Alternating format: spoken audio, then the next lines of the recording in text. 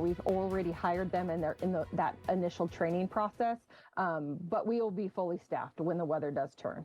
New at 5 tonight, ODOT is doubling down on their readiness for the winter season after agency leaders said last week they may not be fully staffed when snowfall arrives. This comes after lawmakers passed a controversial transportation bill to fund ODOT by increasing Oregon's gas tax and multiple fees for drivers. K2's Vasily Varlamos is live for us in Salem. So Vasily, ODOT started hiring seasonal employees just last week. Yes, Deb, usually hiring for these positions happens in July and August to make time for training, but delays to the transportation bill put those hires on hold. Unfortunately, they may not be there, when the first snow flurries hit the state, because that can happen, in November. ODOT leaders say seasonal winter hires are behind schedule, but they hope to have full staffing later in the season. The agency experienced a 60% increase in employee departures in the last year. A third of those departing were operations workers facing layoffs. The departures, along with the delays to the transportation bill, led to this backlog in hiring.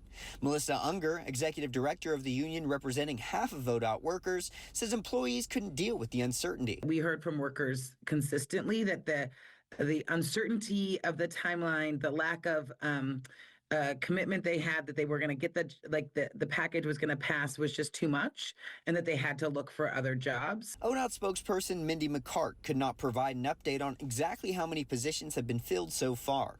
She says filling the 50 open positions is a top priority for the agency now that the bill is passed. Even with the potential for light snow in the passes this weekend, ODOT says the short-staffed crews will be ready if needed. Whether it's for the first flurries or a big storm, we have trained staff already on duty across the state.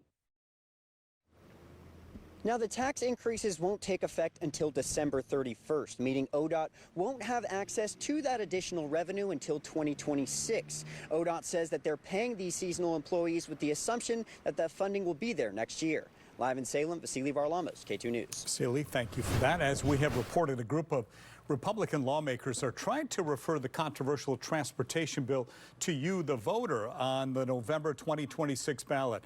That effort faces an uphill climb. Petitioners have to collect more than 78,000 signatures within 90 days of October 1st, just over a week ago.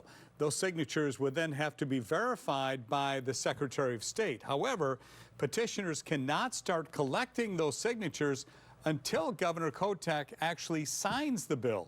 Her countdown started October 1st, giving her 30 weekdays to put pen to paper. As of tonight, she has not done so. So, of course, we want to hear from you tonight. Point your phone camera at the QR code on your screen and tell us, how confident are you that ODOT is ready for winter?